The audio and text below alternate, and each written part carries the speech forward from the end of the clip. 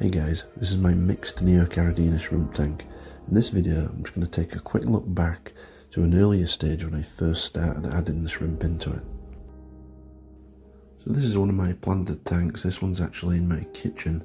It's a 20 gallon long and I've decided to use it as a mixed shrimp tank. So I'm going to take all the weird coloured ones out of my blue and my red tanks and I'm going to put them all in here. As you can see, it's just blue and red as I mentioned, but there is a couple of really cool looking guys, including that pregnant female right there. She's probably my favourite shrimp in here. She's kind of like an aquamarine. It really stands out. That just came directly out of the blue dream tank. She was a little bit smaller when I first put her in. There's some other cool ones, like if you look to the right hand side, there's kind of a blue jellyish looking guy, but he has a red cheek. Also added in a few moss stones. This one has some phoenix moss, but I wanted to show you, if you look on the side of the glass, how much life is actually in this tank. So there's a lot of copepods and things, a lot of biodiversity, and they just came out of nowhere. So that just tells me that the tank is really healthy, because if those little creatures can survive, then surely shrimp will be alright, and they seem to be thriving pretty well.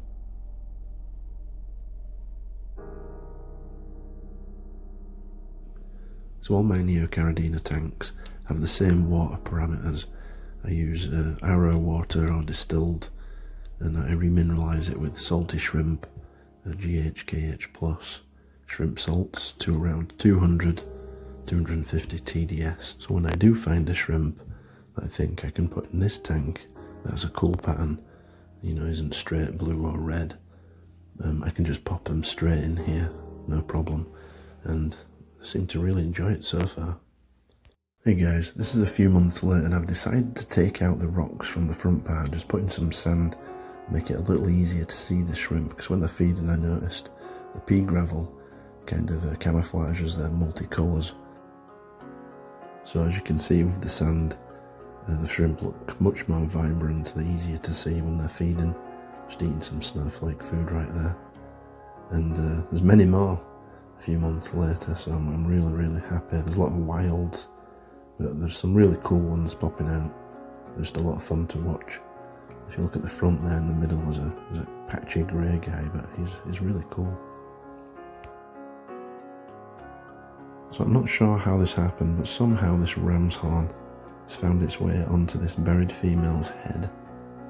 I assume it fell from the sky, but I'm really not sure how it got up there, because they're pretty slow compared. You think it would have just jumped away.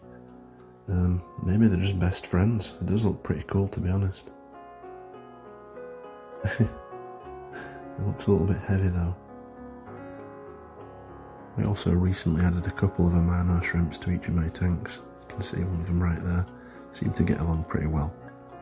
And that's that Physidens Fontanas we saw earlier. It was on top of here. I've switched it out with this rock, a bit of stringy moss on there. I also keep a few cool snails in here, like this orange rabbit snail hiding in the moss right there. There's a yellow apple snail on the glass right as well. I think it's golden. Well, thanks for watching guys, I hope you enjoyed this video. I'll see you in the next one.